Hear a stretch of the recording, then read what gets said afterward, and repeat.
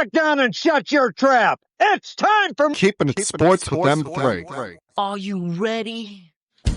Are you ready? Well, I'll need some beer. Are you ready? You have to ask me nicely. Come on now, don't be bashful. Are you ready? Are you ready for The place for the best sports talk and news surrounding each league. I can prove it with my usual flawless logic. Hey man, this time we'll do it my way. What's your name again? And now, here's your host, M3, Mike Rosansky, coming to you from Freehold, New Jersey. It's time for Keeping It Sports with M3, normally powered by the Connecticut School of Broadcasting. Good afternoon, everyone.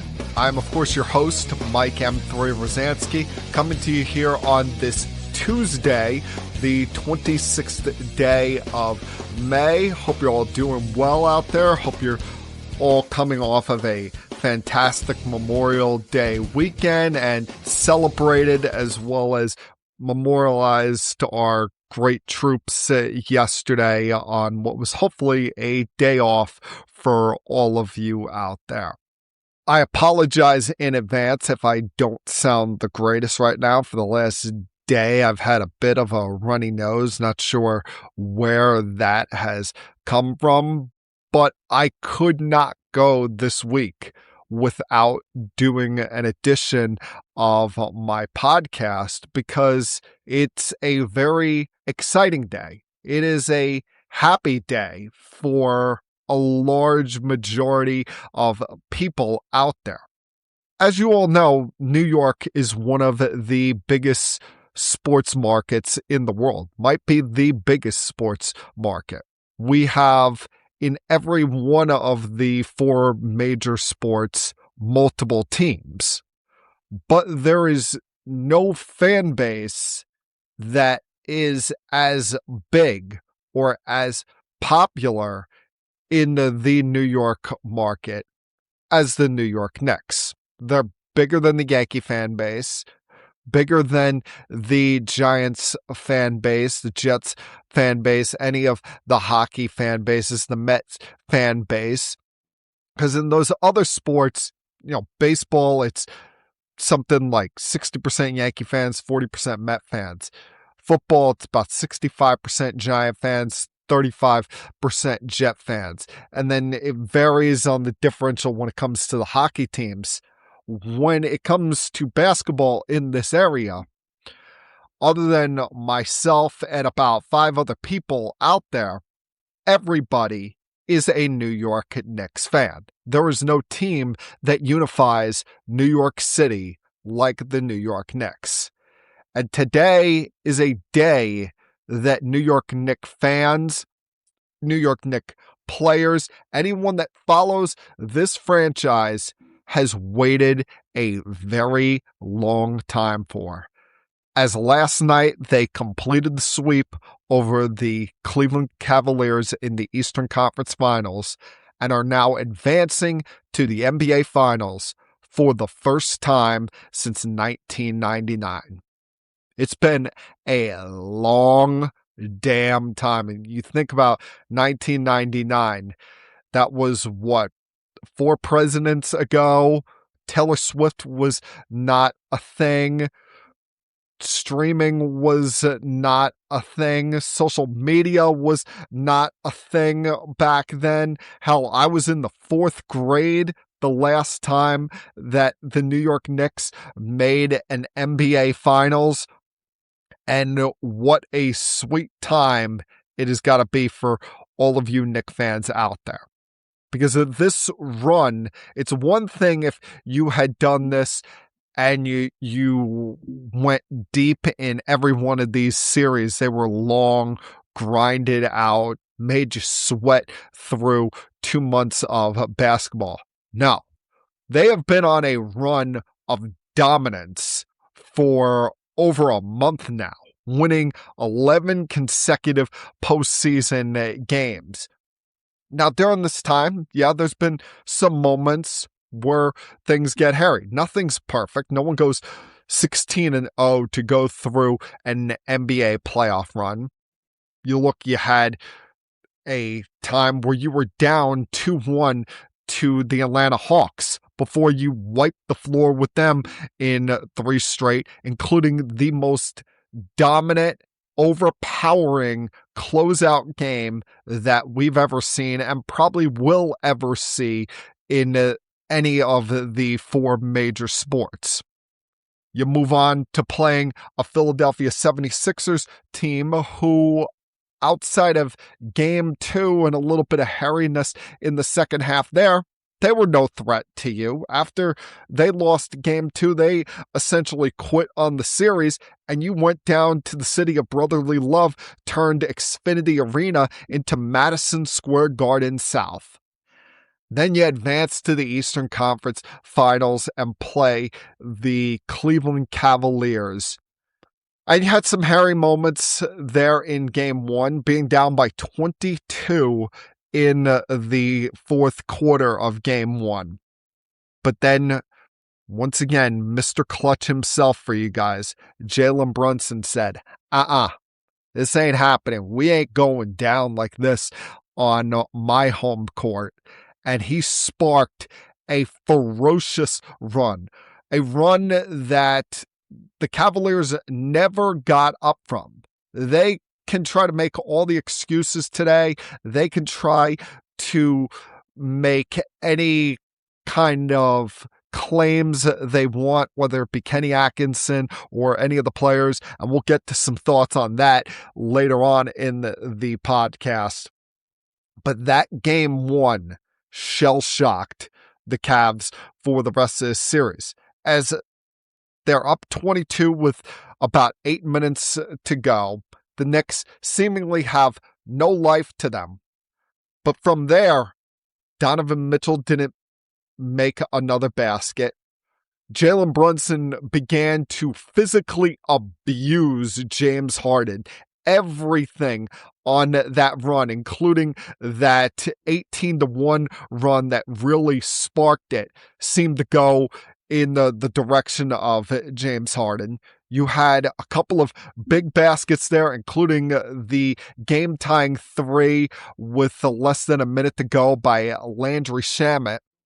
And then one of those moments that just prove that the basketball gods may be on your side, as Mike Breen was in mid-bang on that Sam Merrill shot with 3 seconds to go, and somehow halfway down that ball pops out. And what turned from a potential blowout loss to a comeback that almost wasn't, was as exhilarating a win as you Knicks fans have ever seen. Because once you came back from that in regulation, you knew they were a dead team walking in overtime, and you knew that once they couldn't get that win in game 1, you had them dead to rights. A, James Harden is a natural quitter, and B, that team was going to be physically exhausted after what they had put themselves through playing 7-game series in the 2 previous rounds, essentially playing a basketball game every other day, giving themselves no real break, no real rest or time to collect themselves and prepare for the next series. But hey, that's not anything you have to apologize about. There's going to be those naysayers today, I'm sure, on social media. There's going to be those people out there on Cleveland radio or on the radio in South Jersey or in Boston or Philadelphia that try to pour some cold water on this run that the Knicks are on, saying that it wasn't the most difficult run in the world. But hey, you make your own breaks in sports. You can only play who's in front of you.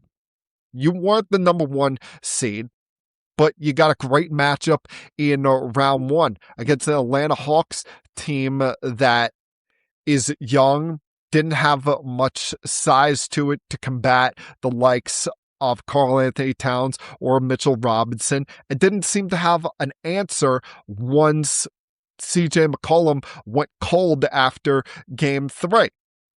It's not your fault that the Boston Celtics choked away a 3-1 lead. It's not your fault that the 76ers are mentally fragile and that Joel Embiid is physically fragile to the point where the city of brotherly love doesn't believe in them so much that they're selling your tickets off to you guys and you turn that into home games on the road. It's not your fault that the Cleveland Cavaliers played 7-game series in the first 2 rounds. Yeah, you were a little rusty in the first 3 quarters against them of Game 1, but once you got your legs under you, no matter what they say, you proved that you were the better team throughout that game and throughout that series. So there's no need to apologize, no need to take a step back. Today is your day to celebrate. Today is your day to gloat.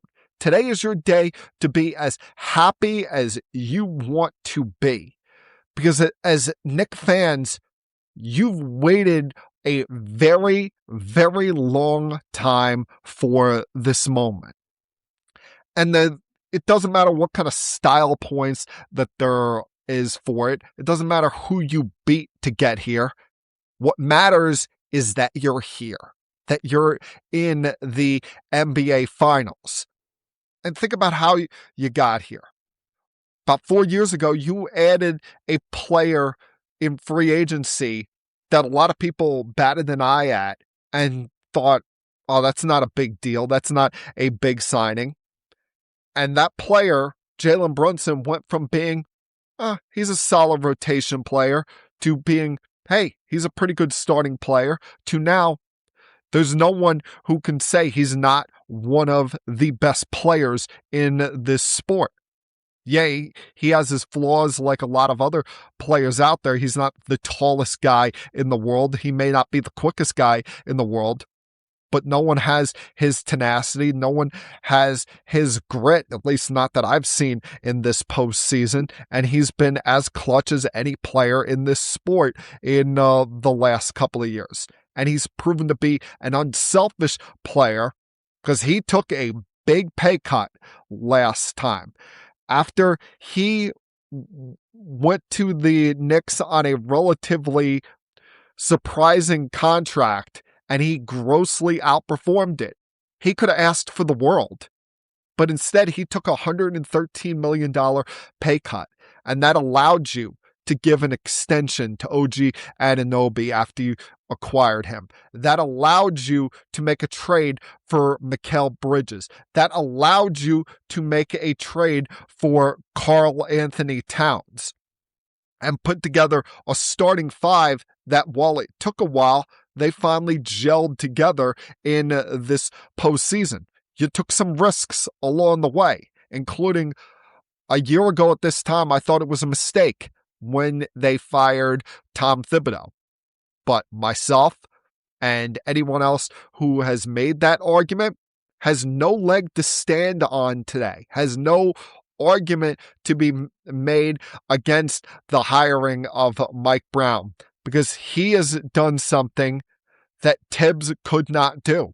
He's gotten you in your first year with him as your head coach to the NBA Finals, a place that you haven't been to in a long time, and a place that I'm sure in these last 27 years, there were a lot of times where you didn't think that you were going to get there, that you were sitting there in one of the darkest periods that any franchise has gone through, other than maybe my New York Jets.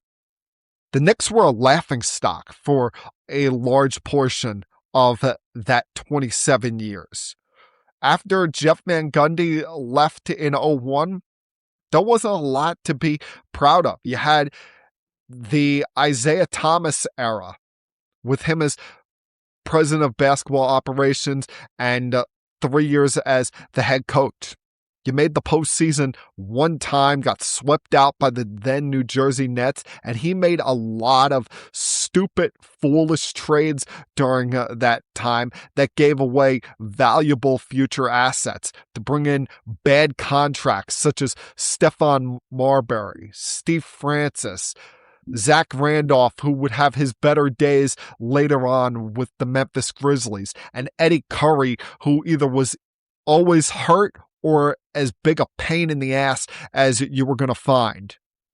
You move on from that to the Donnie Walsh era, where it seemed like things were about to start getting going in the right direction, but James Dolan always kept butting his head in there, always kept getting involved, and Donnie Walsh, after 3 years, had enough of him, moved on.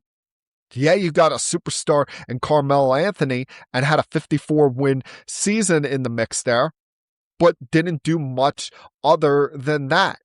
It eventually led to the Phil Jackson era, which was probably, I would make the argument, an even uglier era than the Isaiah Thomas era. Yes, you have the embarrassment of off the court when it comes to the harassment lawsuit against Isaiah Thomas. But Phil Jackson clearly didn't want this job. This was clearly just one big money grab for him.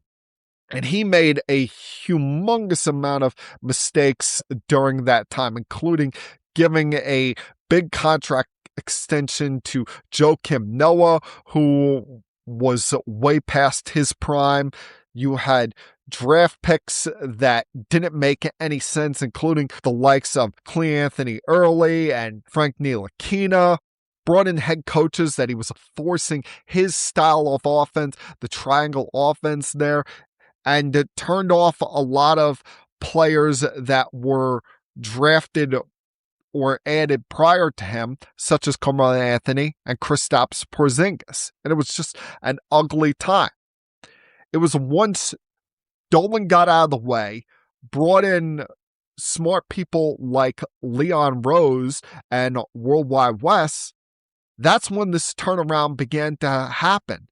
And it was a slow buildup. It was a slow process. There were guys that aren't here anymore that were part of that turnaround, like RJ Barrett, and even for as much of a pain in the ass as he was, Julius Randle. But that eventually set the table for what you have here right now. Because the Knicks started winning games during that time. They weren't a team that was any threat to make any noise in the postseason, but they were at least a comparable team, a team that showed that they weren't a complete laughingstock anymore. And it became a place where players such as Jalen Brunson looked at it and said, hey, I can go there and play. That looks like a franchise that knows what they're doing. And one move, Jalen Brunson coming here, has turned this entire thing around, because it led to eventually Josh Hart being traded here. It led to eventually OG Anunoby being traded here. It eventually led to Mikal Bridges and Karl Anthony Towns coming in here. And each one of them, in a certain way, sacrificed. And each one of these guys has brought something to the table where once you got the right coach that wasn't going to just run them into the ground and was going to actually trust his bench depth on this team, it turned into a very special, very respectable group to watch. A team that you could be proud of watching on a night in, night out basis. You had your heart broken last year against Indiana, but that heartbreak set you up for an even bigger year this year. And now you are 4 wins away from doing something that you haven't done in half a century, winning an NBA championship. Now go get it done.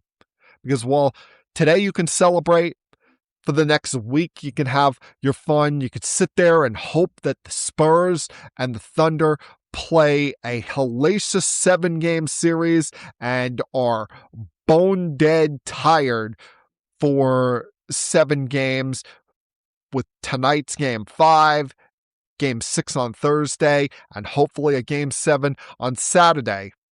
But next Wednesday, it's go time. Next Wednesday, the celebration ends, and it's about 4 more wins. 4 more wins, and then you will have a party and a celebration in this city unlike we've ever seen before. You have nothing to apologize about. You have nothing to be ashamed about. You should be really proud of what you've done so far because this has been a dominant, remarkable run here in this postseason. But the job is not done yet. Be patient. You got 1 week. Have your fun. Enjoy it. And then next Wednesday, go win a championship. We got a lot left to get to throughout the remainder of this podcast. Give you some thoughts on the Western Conference Finals coming up as we're heading into Game 5 in that series tonight. Mixing some thoughts on Aaron Rodgers as we go along here. Some thoughts on the potential controversy, I guess you want to call it that, if it really even is a controversy, involving the Giants from over the weekend, mixing a thought or two about the Mets, some more thoughts on the Cleveland Cavaliers as we go along here. There's a lot I want to get to throughout the remainder of this podcast. Glad you guys could join me once again this week. And as I tell you, each and every single week at this time, sit back, relax. Hell, put your feet up if you feel like it. And continue keeping it sports with M3. I'll be back.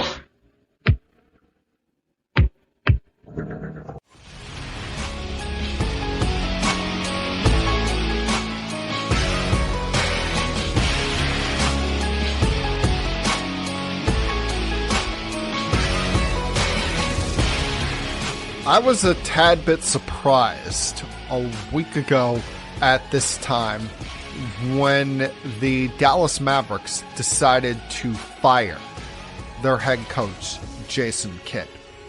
Jason Kidd had been there for a while now. For about 5 years, he was their head coach. Overall, it's going to show the record at 500 with him as the top man for the Dallas Mavericks. And he did miss the postseason 3 out of the 5 years he was there. But think about it. Was he really set up to succeed at all the last 2 years? He was left completely in the dark when it came to the Luka Doncic trade 2 years ago. Still, in my mind, the worst trade in NBA history because you barely got anything out of Anthony Davis. I don't even think he played 20 games for them. He was hurt when he got there, got hurt in his first game with them, barely came back in time for the end of last season, and then got hurt again this season before they traded him to Washington. Kyrie Irving got hurt at the end of last season. That was a big part of them missing the postseason. And then this year, everything was centered around the development of Cooper Flagg, the eventual rookie of the year. So how can you really hold him accountable for moves and decisions that he was not given the heads up on? He was kind of sandbagged here by the now former general manager, Nico Harrison. Yeah, the record doesn't look great, but Jason Kidd is, in my mind, a pretty damn good coach. Had some success with the Milwaukee Bucks, is largely credited with the development of Giannis Antetokounmpo, and I thought would have been a great mentor and leader for Cooper Flagg as he gets going in his NBA career. You just wonder what the plan here is for Masai Ujiri in picking the next head coach. And you wonder what the future is for Jason Kidd. You got to know that he's going to want to coach again. He's not going to just retire and sit on the sidelines. I mean, yeah, he's got a boatload of money coming his way. He's got 4 years at $40 million remaining on his contract. But this guy likes coaching. This guy has had success as a head coach. The Orlando Magic job is still open. That wouldn't surprise me one bit if he got that gig and took them to that next level, took them to the level that they thought they were going to be at this year, rather than being a very disappointing play-in team and then choking away a 3-1 lead to the Detroit Pistons in the first round. It should be of no surprise to anyone what's going on in the Western Conference Finals. The fact that we sit here tonight with a 2-2 series, as Game 5 is just mere hours away from being played. Yes, the Spurs had the upper hand in the regular season series at 4-1. But did you really think that they were just going to dominate the reigning defending NBA champions? Yes, I, like many of you out there, can't stand the way that the Oklahoma City Thunder play. I think they're at sometimes dirty with some of the things that you see from the likes of Lou Dort and the backup center Jalen Williams, as well as Alex Caruso. And it's a bit obnoxious what you see from the likes of SGA, Chet Holmgren, and in the little we've seen from them in this series, the starter Jalen Williams, J-Dub, where they're, especially in the second half, constantly falling to the ground and trying to bait foul calls from the officials on seemingly every shot that they take. And I'm glad the officials are not falling for it. They're not buying into that trap. You haven't seen an overwhelming amount of foul shots. In fact, in most of these games, the Spurs have gone to the line more so than have the Oklahoma City Thunder. But on paper, this was very much an even series. This is very much a series that could go either way, as you got one side a defending NBA champion and a two-time MVP with some good young supporting cast members in his own right. And then you've got the unicorn of all sports, even more so than Shohei Ohtani, a player that we've never seen the likes of in the NBA and may never see the likes of ever again in Victor Wembanyama, having these remarkable performances. I mean, what he did in Game 1 was just unbelievable. 41 points, 24 rebounds, had game-winning shots in the second overtime that sealed this game, including the one where you see him just standing there looking at his bench, looking off into the distance like, yeah, this is my show. This is my game. And what has been even more impressive about it, he's having these great games and utterly dominating Chet Holmgren in the process. Yes, Chet Holmgren had that one block against him in Game 1. But you would think that the performance of Victor Wembanyama would be a challenge to Chet Holmgren. That would wake him up. Chet Holmgren has, 13, 14 points per game in this series?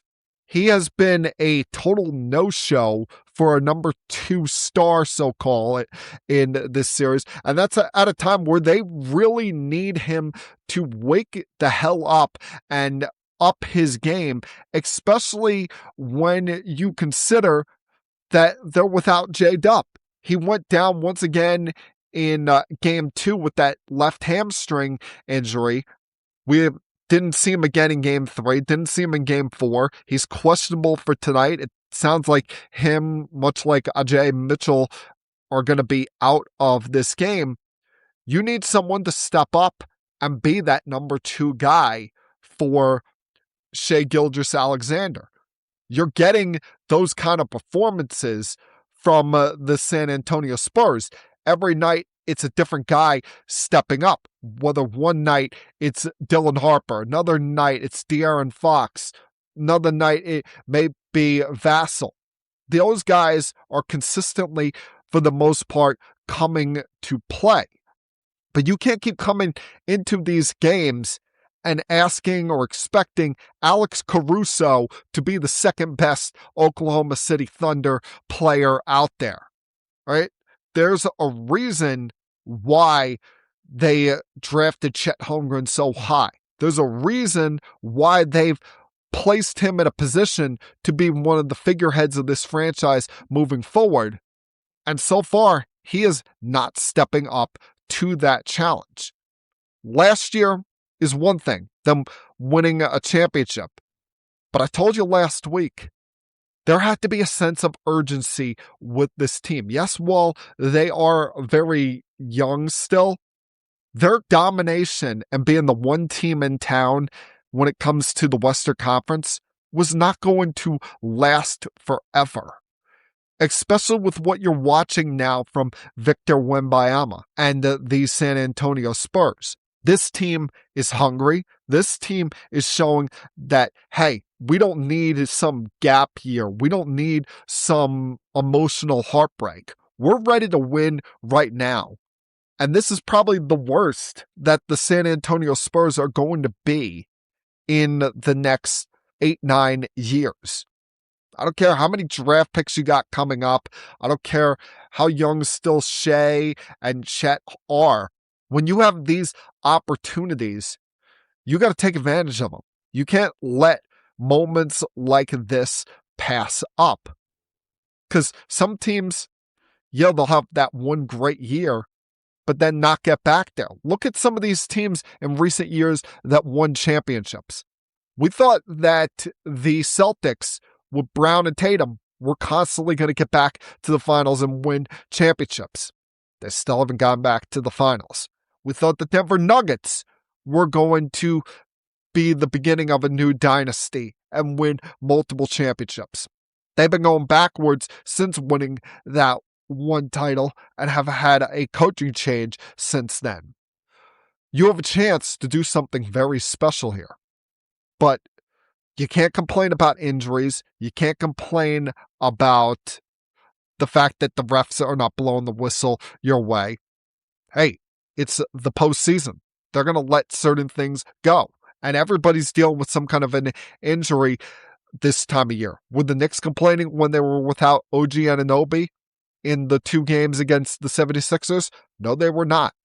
The Spurs, quite certain, even despite with how young that team is, they're battling through stuff. You're seeing guys coming out of these games at less than 100% and limping to the finish line here. It's tough. It's why it's a war of nutrition. And you've just got to find a way to overcome it. And you got to find a way to have someone step up and be that second guy. Because what we've seen in this series, the Spurs can still win games or be close to winning games when Wemby is not having a historic night. When SGA is not doing anything and having an off night like he did in Game 4, you're getting nothing from the rest of these guys. Their bench got smoked by San Antonio in Game 4. After having an impressive showing in Game 3, they got nothing from their bench guys. They were still in the 60s in their point total going into the fourth quarter, and SGA did not see a minute of game action because Mark Daigneault looked at him like, this is a losing cause tonight. We have no shot. Nobody's doing anything. I'm not going to even waste his time. But tonight, you have a chance to step up and do something. Because if you don't win tonight, you ain't winning this series. You ain't going to San Antonio and winning Game 6 down 3-2. Victor Wembanyama, he smells blood in the water. He has an intensity about him from a young player that we very rarely see. He can deny it all he wants on a personal level, but both professionally and personally, he can't stand Chet Holmgren. He hates that man. He played like he did in Game 1 with a fuel and hatred about him that you rarely see from one young player to another. So what you're going to do, Chet Holmgren, you're going to stand up and defend yourself, or you're going to curl up in a ball and just fade away and watch as your team falls short to a team that looks at you and says, hey, we're here, we're ready, and it's our time. You had your chance at a repeat, but we're not letting it happen. I'll be back.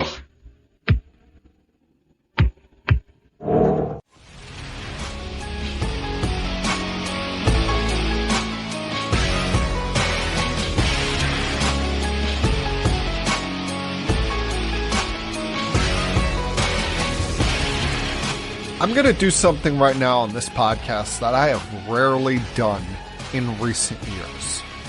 It may sound a bit surprising, but I'm actually going to give some props to Aaron Rodgers. As annoying as that man can be, and as difficult as the end of his career has been to stomach, with some of the annoying things he does off the field, his indecisiveness when it comes to whether he's going to play the following season. It's been, other than the texting a reporter inappropriate photos as he did back in 2008, it's been very similar to the ending of Brett Favre. But I give Aaron Rodgers a lot of credit in this way. Last week on Wednesday, when speaking to reporters, he said that the 2026 season would be his last year. He said, when asked, yes, this is it.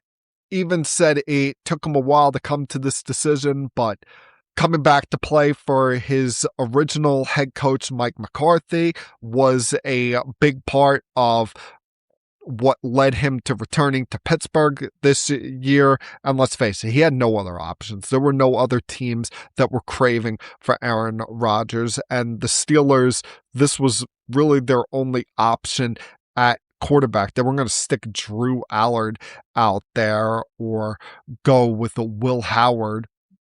They still are delusional in thinking that they have a shot at being a contending team, whereas at best, they're a team that can make it to the postseason and be out the first Sunday of the playoffs. But I give him credit for making this announcement here and now, rather than all year long there being speculation, there being questions. Say they get off to a slow start in the season or are 4-4 after 8 games. Then that becomes a talking point. Now, there's going to be no questions asked. There's not going to be anyone asking a player on a given week, oh, what is Aaron's future? Or someone asking Aaron how this impacts your future. And you had to figure this was going to be his final year when he decided to come back and play this year, as he's 42 years old. He has not aged as gracefully as, say, Tom Brady. He has not been dominant to the finish line here. He's been good. Last year, he had a good season, and I even thought the year before, in his final and only full season playing for the Jets, he was halfway decent. It's just the defense was other trash, and they had no coaching on that team. But he took all the pressure off his teammates, took all the pressure off the Steelers organization. Maybe this will finally wake them up to realizing, hey, it's time to start looking for our future long-term answer at quarterback, something that they should have done 6 or 7 years ago as Ben Roethlisberger was coming to his end. And one team that's already been looking for their long-term answer at quarterback, and an answer that they hopefully don't have to break the bank on and use anytime soon, is the Los Angeles Rams. When they made probably the most surprising pick of the NFL draft, selecting Ty Simpson out of Alabama at 13th overall. Now, they claim that they let Matthew Stafford know about this in advance, but just to clear up if there were any problems, any concerns, any potential hard feelings there, they gave Matthew Stafford a substantial pay raise last week when they added 1 year, $55 million to his contract, as he now will be getting paid over the course of the next 2 seasons, $105 million guaranteed, with incentives that could bring that over $110 million. Matthew Stafford is still as good as any quarterback in this league, even with him being 38 years old, set to turn 39 a week before next year's Super Bowl, which is ironically going to be at SoFi Stadium in Los Angeles. And I'm sure they would love to cap off his 38 into 39 season with winning another championship. That's why the draft pick of Simpson was so surprising, because he's not going to play anytime soon, as long as, knock on wood, Stafford stays healthy. This is a team that's always gone for it. This is a team that has always been chasing after championships. They've been the ultimate F them picks franchise. So it was very surprising they made this move, but not surprising that they gave Stafford the extension to clear up any potential controversy. Now, there is a potential controversy that is going on when it comes to a team that hopes to be a contender this year, a team that will see the Los Angeles Rams on Monday Night Football in Week 2. And that is the New York Giants. And I am going to preface this by saying this should not be considered a controversy. This should not be considered anybody doing any wrongdoing, and anyone having any criticism here as far as this one player's given choice and freedoms as an American. That's their problem. It shows how little they really know. Because we should not be judging Jaxson Dart on the fact that last Friday he went to a pep rally at Rockland County College in Suffern, New York, to introduce President Donald Trump, an event that was set up to introduce Representative Michael Lawler for his upcoming re-election campaign in the area. I don't like that politics gets mixed in with sports these days, but then again, just like you and me, they're all human beings, they're all Americans. They have the right to support anyone they want. I don't care whether an athlete is Democrat or Republican. Neither should you. And they shouldn't care whether you or I are Democrat or Republicans. It's one of the great things about this country, or at least should be, that we have that freedom of choice, and we shouldn't be judged on that. You should be able to have your opinion. I can have my opinion, and neither of us are wrong unless we're spreading something that is been already proven a lie, and I just want that out there to fit some kind of narrative. So I have no problem with Jaxson Dart going out there as a Trump supporter, just like I have no problem with his teammate Abdul Carter being out there as a non-Trump supporter, as when he saw this on social media, he said he thought this shit was AI, and questioned, what we doing, man? Now, supposedly later on in the day, the two of them talked, and Carter wrote that on X, telling us all to keep our narratives to ourselves. And the only way that this becomes a narrative, quote unquote, is if the Giants get off to a slow start, say they're 2-4 or 2-5, and then there's always that troll reporter in the media that wants to make a big deal of this, saying, oh, is there a divide in the locker room because Jaxson Dart happens to be a Donald Trump supporter? I mean, big deal, please. It's not the worst thing in the world. There are plenty of other players across the league that are Trump supporters, and I don't make judgment on them on that. My concern here is with Jaxson Dart, the fact that this is not some 10-year pro that is a multi-time Pro Bowler, consistently in the MVP conversation, that has led a franchise that has been highly successful. For the large majority of the last decade, the Giants have been a joke. But they've started to climb out of that darkness, making smart decisions here. Hiring John Harbaugh as their head coach. He worked so well with general manager Joe Schoen this offseason that Joe Schoen surprisingly got a contract extension last week. They've made some wise moves in the draft, whether it be with Malik Neighbors, Scatterbo.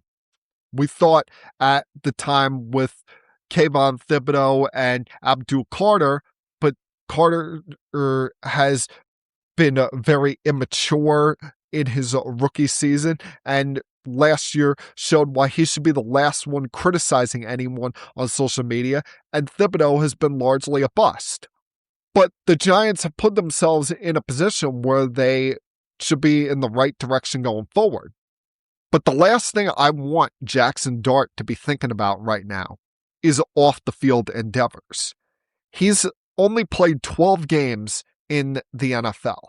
He does not have a long track record. Now, while I think he's going to be highly successful, and I wanted the Jets to select him last year, I worry about him being so concerned about the fame of being an NFL quarterback and not being more concerned about taking his team to the level of being a contender. Worry about off the field stuff getting in his way of him being truly successful. It could have been any other thing that he was doing.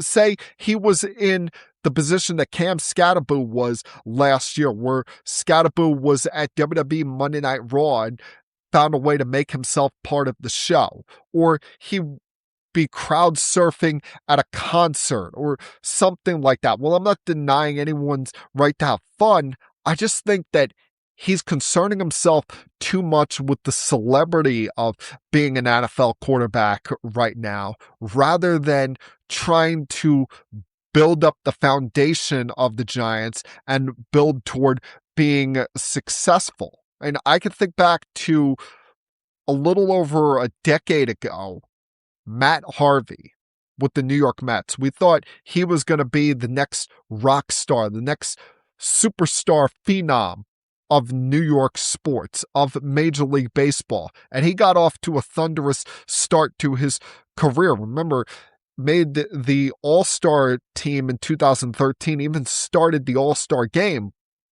But then he started doing magazine interviews, talking about how he wanted to be like Derek Jeter, was too focused on the celebrity side of things. Eventually, his career started to derail through both injuries and performance. Same thing happened with Noah Syndergaard, and they never reached the heights that we all thought they were going to reach. Whereas the guys that were low-key and that were just concentrated on their careers and let all of that other off-the-field stuff stay in the background, like Jacob deGrom and Zach Wheeler, they were the more successful ones. You look at his predecessor from a couple of years ago, Eli Manning. You really never saw him in the public eye at big-time events, at these introductions, whether it be something political or some kind of concert or something like that. He really kept a low profile, especially early in his career. And even as his career began to develop into a Hall of Fame caliber career with all the success he had winning 2 Super Bowl championships, he still kept it on the down low, didn't make as many TV appearances and as many public appearances as you would expect with somebody with all that kind of success and in that kind of position. So I just worry and I'm concerned that Jaxson Dart is being more concerned about the off-field stuff rather than the on-field success right now, when it should be the other way around. You have success on the field. You show your God-given talent, and you put the Giants in a position to be a contender and do some really great things. Then all of those off the field things are going to come to you. They're going to be chasing after you, and it'll be up to you to make the right decisions on how to balance your on the field career with any potential off field opportunities. I'll be back.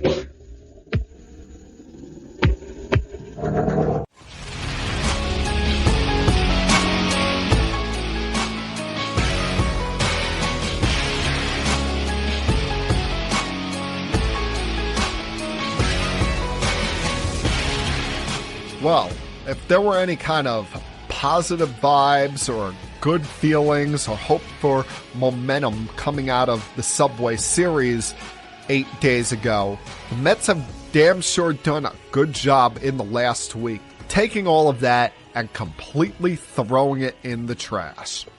You go from winning 2 out of 3 against the Yankees in as exhilarating a fashion as possible with that game-tying home run by Tyrone Taylor off of David Bednar, winning in extra innings to win the first half of this year's Subway Series, to then going down to our nation's capital and being very fortunate to come away with a split in that series after winning on Monday night in dominant fashion with putting up 16 runs in an extra inning game.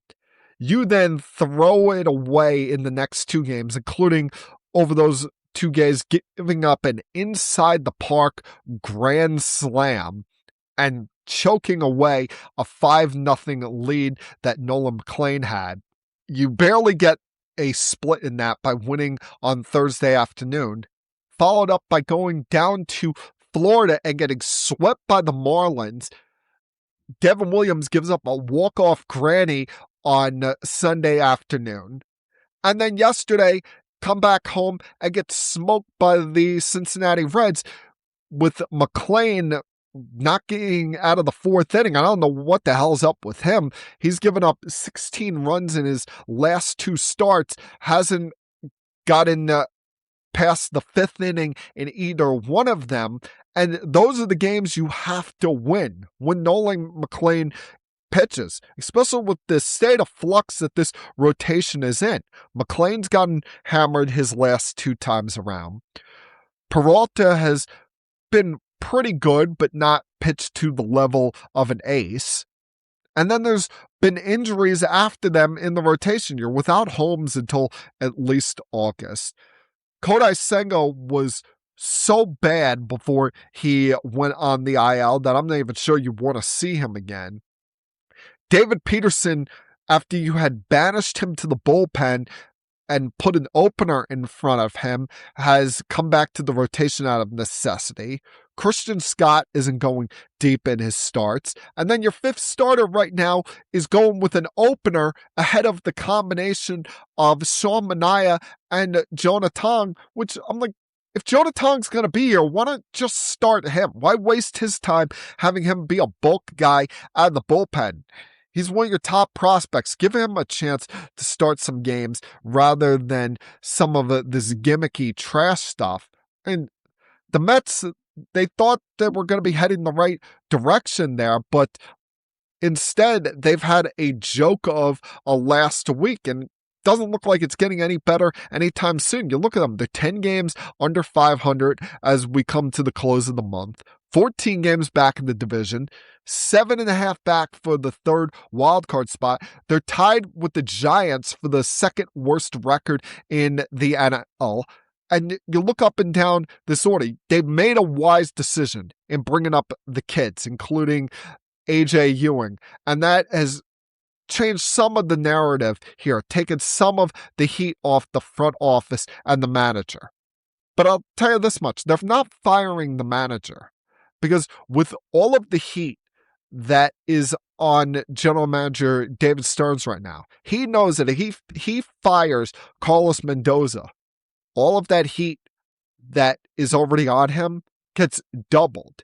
And he can't then make another managerial change during a season during his tenure. He knows that he kicks Mendoza to the curb, then he's the next one on the chopping block. He's already feeling enough pressure as he is, but if he keeps Mendoza around, at least that alleviates some of the pressure from him, because he knows that he doesn't have to talk to the media every day. Mendoza does. He turns to the fall guy that the GM can kind of hide in the darkness and avoid some of the problems. So, listen, I'm not sure how much more we're going to talk about the Mets going into this summer, because they give you really nothing to feel good about, nothing to be inspired by. They have so many injuries on this team, in this lineup, with Lindor out, with Alvarez out, Luis Roberts Jr. out, Juan Soto's missed the last couple of games due to an illness, and even some of the guys that aren't hurt have underperformed, like Bichette largely to start this season, although he's had moments where you look at and say maybe he's going to get going and earn that $40 million. But right now, this is not a good baseball team. You got a bunch of young players with a rotation that is in flux, a bullpen that stinks, and a manager that is just around to keep the pressure off of the general manager. Now, as bad as that week was for the Mets, I don't think anybody has had a worse week than the combination of Kenny Atkinson and James Harden. Knicks fans, I'll continue to say this, you have nothing to apologize for after sweeping this team. You did what you were supposed to do. You got the job done. It's their fault that they went to 7 games in their first 2 series, couldn't win a road game in Toronto, couldn't seal a Game 6 at home after having a 3-2 lead with a win in Detroit against the Pistons. Were forced to go to 7 there and had to play every other night after that. That's their problem. That's not your problem to have to deal with. But some of the quotes coming out of the Cleveland Cavaliers, especially from Kenny Atkinson and James Harden, are downright embarrassing. Especially from Kenny Atkinson. And I like Kenny Atkinson. I would have never fired Kenny Atkinson if I was running the Brooklyn Nets. He only got fired because you had a bunch of big babies here that didn't want to be coached. They just wanted a best friend that would hold their hand to get them through the day. But some of his nonsense over the course of this series is downright embarrassing. Would it be in game 1 as they're choking away this 22-point lead with 8 minutes to go? Not once during that stretch does Kenny Atkinson think about calling a timeout. Not once does he use one to try to prop up the guys, remind them, hey, you have Donovan Mitchell over here. Maybe you want to get him the basketball, as he didn't score a point after the 8:49 mark, I believe it was, in this game, and went scoreless over the final 13 minutes of game action. But he's holding on to all of these timeouts. He's got about 4 of them left, 2 in which you lose at the 3-minute mark of the fourth quarter. And he's sitting there saying, oh, I like to hold my timeouts. I didn't want to have one timeout at the end of the game, 1 or 2 point game. I tried to hold them. Bro, you got 4 of them. Half of them you lose if you don't use them at a certain point in the fourth quarter. What are you talking about? You want to hold on to your timeouts. What the hell is running through your mind there? You're watching your team choke away a 22-point lead, a game that they should have won, and given them some kind of positive vibes, positive momentum in this series. And instead, you threw that all away just because you had an ultimate brain fart. And then just 2 days ago on Sunday, they're down 3-0, a day and a half before playing game 4. And he has the gall to say probably the dumbest quote I've ever heard come from a head coach when he said, quote, I think analytically, I think we've won I said 3 of 3 games in the series. We've won 2 of 3 in the expected wins. Bro, what the hell are you talking about? 3 of 3 or 2 of 3 in the expected wins. Oh, because the Knicks have made a higher percentage of their contested shots or made a high percentage of wide open shots.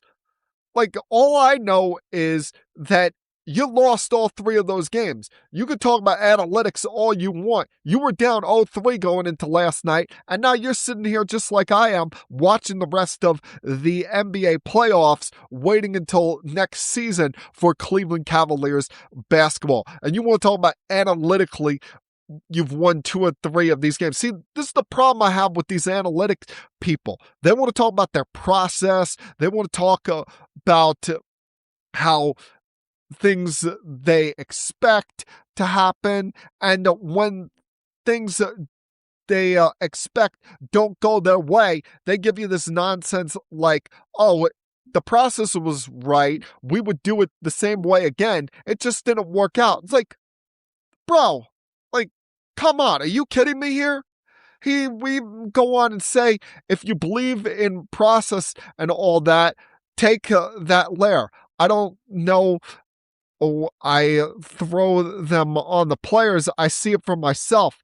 We have this feeling. I have this feeling. Then I can go to our analytical table. Yeah, what your analytical table should be telling you the same thing that all of us are telling you. You were down 3-0 going into last night, and you wound up getting swept, and you got smoked.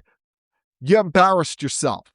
But the even more embarrassing thing than his comments is the mindset and lack of performance of James Harden. Ladies and gentlemen, for a long time on this podcast and on social media, I have sat there and told anyone that will listen that I think Chris Paul is the most overrated player in NBA history. I may have to edit that statement because James Harden, once again, no-showed in the biggest of moments, in the biggest of spots. This is a guy that had the gall to sit there last night after the game when asked how much better the Knicks are than the Cavaliers after getting swept. And he said the following: I can't even answer that question, honestly. Yeah, I don't think we had a chance as far as our best shot from a standpoint of circumstances. Obviously, they dominated us 4-0, but I don't know if I can necessarily answer that question because I genuinely feel we are the better team. I'm like, come on now.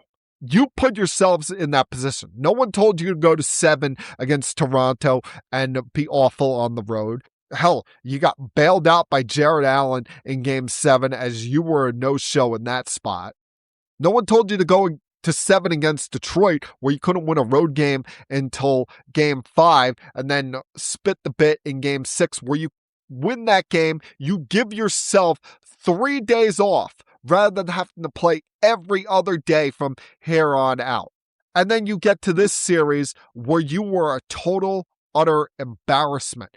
There were games in this series where you had more turnovers than made baskets, including Game 1, whereas that implosion was going on in the fourth quarter, Jalen Brunson was beating your ass.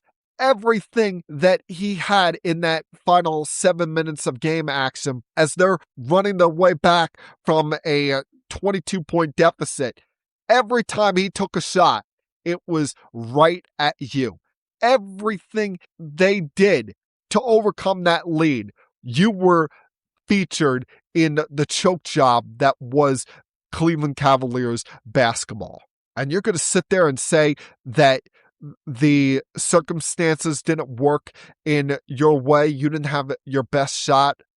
This is why this guy is one of the ultimate losers in all of professional sports. And I pity any of these teams that continue to waste their time with giving an opportunity at thinking that he can lead them to the promised land.